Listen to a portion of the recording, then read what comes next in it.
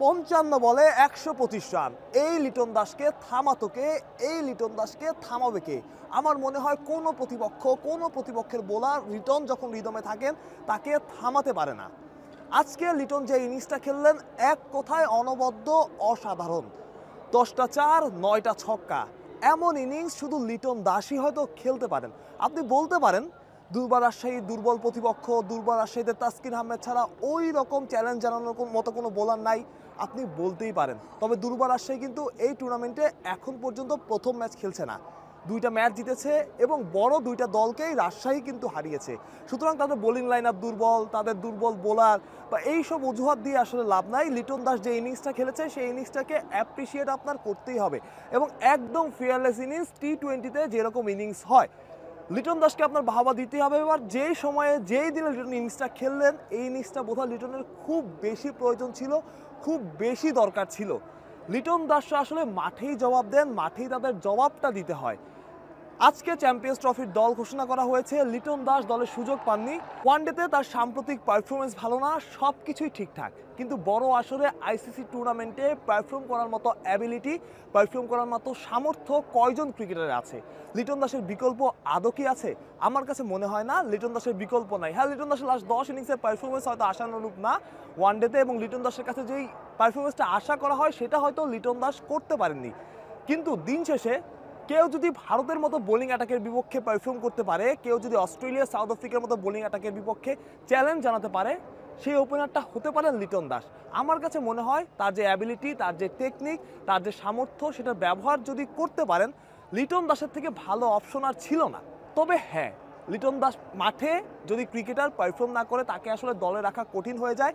এই জায়গাটাতে আমি যারা দল সিলেকশন করেছেন, দল যারা নির্বাচন করেছেন তাদের সাথে একমত। লিটনকে রাখারও আসলে ওই রকম অপশন ছিল না, কারণ লাস্ট ইনিংসগুলো যদি আমি দেখি লিটন দাস ভালো পারফর্ম করতে পারেননি। কিন্তু টুর্নামেন্টটা যেহেতু আইসিসি টুর্নামেন্ট, আমার কাছে মনে হয় লিটনকে হয়তো বা আরেকটা সুযোগ দেওয়া যেত।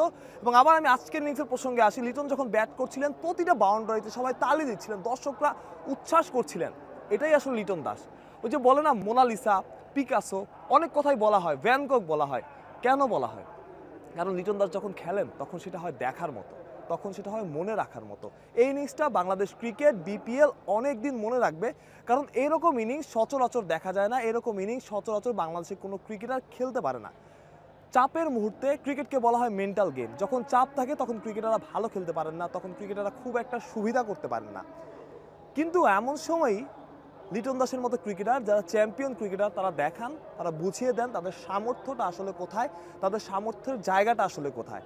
লিটন দাসকে আমার সেলুট জানাতে হয়, কারণ আপনি চিন্তা করেন আইসিসির মতো বড় একটা টুর্নামেন্ট কে না খেলতে চায়? সেই টুর্নামেন্ট থেকে বাদ পড়া এবং সেই টুর্নামেন্ট থেকে বাদ পড়ার পরে একটা সেঞ্চুরি করা, এমন একটা কন্ডিশনে, এমন একটা সময় যখন তার সেঞ্চুরিটা খুব বেশি দরকার, যখন তার সামর্থ্য নিয়ে প্রশ্ন উঠেছিল। এবং আগের ম্যাচটা লিটন দাস ভালো খেলেছিলেন এবং তার আগের ম্যাচে কিন্তু বিপিএলের একটা দল থেকে লিটন দাস ড্রপড হয়েছিলেন। তবুও কিছু জায়গায় আসলে এখন বলতেই হয় এরকম একজন ক্রিকেটার লিটন দাস, যাকে আমরা অনেক দিন ধরে চাই সে পারফর্ম করুক, অনেক বড় ক্রিকেটার ভাবি, সে তার মেধার প্রতি সুবিচার করতে পারেননি, সে তার সামর্থ্যের প্রতি সুবিচার করতে পারেননি। তাহলে হয়তো এরকম ইনিংস আমরা নিয়মিত দেখতে পেতাম এবং লিটন দাসকে অবশ্যই দল থেকে বাদ দেওয়া হতো না। এবং এটাও তো সত্য যে লিটন দাস যতদিন অফ ফর্মে ছিলেন, যতদিন খারাপ পারফরমেন্স করেছেন, তাকে বিসিবি ব্যাক করেছে। বিসিবিতে এই জায়গায় বিসিবির দোষ খুঁজে, নির্বাচক প্যানেলের দোষ খুঁজে আসলে আমার কাছে মনে হয় কোনো লাভ নাই, কারণ যাতে যথেষ্ট ব্যাক করা হয়েছে। সবচাইতে বড় সমস্যা যেটা, তিনি তার সামর্থ্যের প্রতি, তিনি তার অ্যাবিলিটির প্রতি সুবিচার করতে পারেননি। তবে দিন শেষে আমি আবারও বলছি, এমন একটা ইনিংস কেউ যদি খেলতে পারেন সেটা আসলে লিটন কুমার দাসই। টেকে পাও। এবং অবশ্যই তানজিদ হাসান তামিমের প্রশংসা করতে হয়, কারণ তিনিও যে সেঞ্চুরিটা করেছেন, তার যে পার্টনারশিপটা প্রায় 250 রানের, এটা অনবদ্য। আসলে বিপিএলে তো রেকর্ডই, আমার মনে হয় যে আমি যতটুকু দেখলাম যে ওয়ার্ল্ডের সেকেন্ড হাইয়েস্ট পার্টনারশিপ টি-20তে। সুতরাং তাকেও বাহাবা দিতে হয় এবং তার ইনিংসটা খুব গুরুত্বপূর্ণ দরকার ছিল চ্যাম্পিয়ন্স ট্রফিতে যাওয়ার আগে, বিপিএলে ভালো পারফর্ম করতে পরের ম্যাচগুলোতে। তো সব মিলিয়ে বাংলাদেশের ক্রিকেটারদের জন্য দারুণ একটা ম্যাচ, বাংলাদেশের দর্শকদের জন্য তো বটেই। মাহরুজ প্রত্যয়, বিডি ক্রিক টাইম।